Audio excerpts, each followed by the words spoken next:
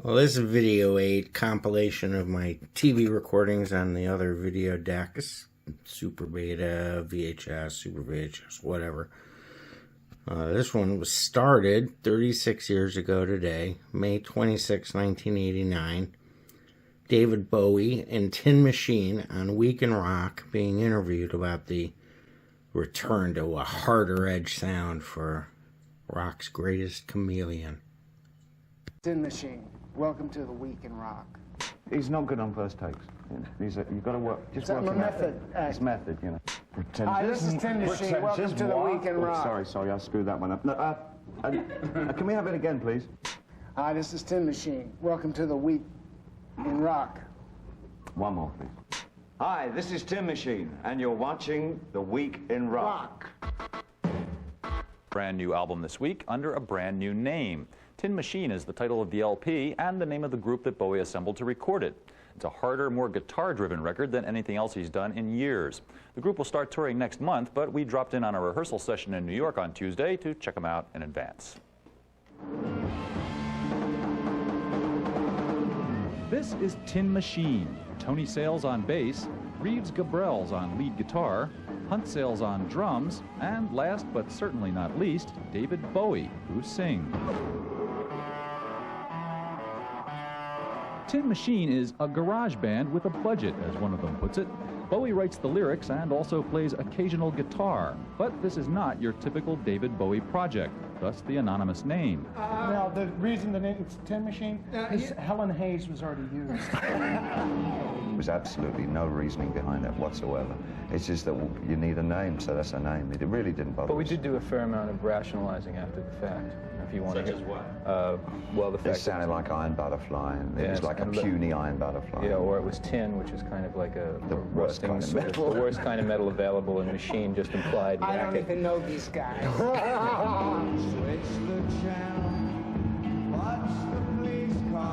Tin Machine isn't a totally new group. Bowie and the Sales Brothers, sons of Soupy, worked together 12 years ago backing Iggy Pop on his Lust for Life album and on the tour that followed. But it was Reeves Gabrels, an expatriate Boston guitarist whom Bowie met in London last year, who prompted Bowie to bring the Sales Brothers back to form a new band. Bowie's tastes, it seems, have been running toward rather noisy guitar music, especially that of New York underground composer Glenn Branca, who receives a lyrical salute in one of the songs on the Tin Machine album. The Branca sonic anger trapped behind locked doors and right between the eyes is actually my way of just nodding my head to Branca, who I think is an incredibly talented musician. Given Bowie's admiration for Branca, it's not surprising that he was knocked out by Reeves Gabrels, an accomplished player who's also a master of monster noise guitar.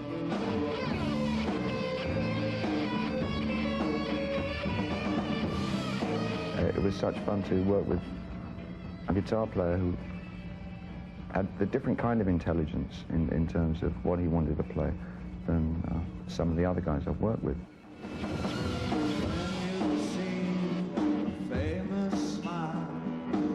We just knew what we didn't want to play. We knew what we wanted to play in terms of just using sound and not using very studio-oriented chord structures. We didn't want it to be quite so formalized.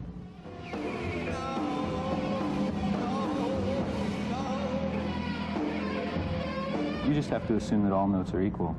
I think so. You know. But what about the songs, you ask? Well, they range in subject from love to such things as drugs, religion, racism, and social decay.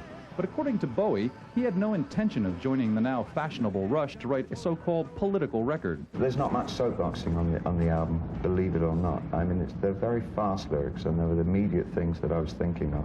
We would all put down the track, and then we'd go to lunch. We'd come back, and they would have a big sheet of lyrics, and he'd say, "Let me try one." You know, we'd go in and put it down with the melody, and it was great. It was really exciting. So that's Tin Machine, a band that's mainly concerned with its music, not some trendy message. But is this just a one-shot project for the mercurial Bowie? Maybe not. I don't know. Personally, I'd like to think we had a future.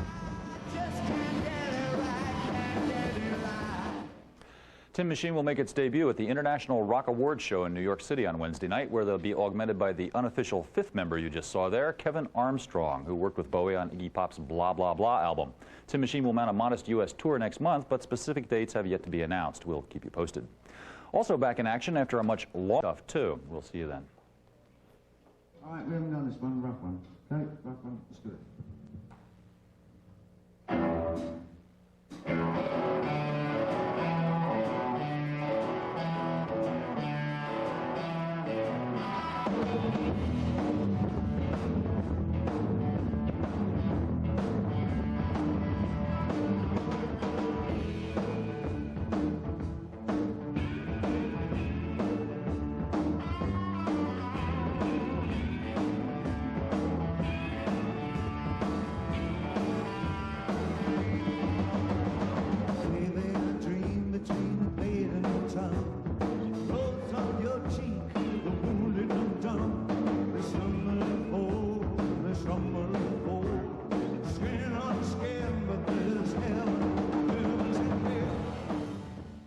Thank you for watching Cleveland Live Music. Don't worry, this cop that's approaching is not going to interrupt great uploads. He hopefully supports the channel as much as you folks who hit the subscribe button do.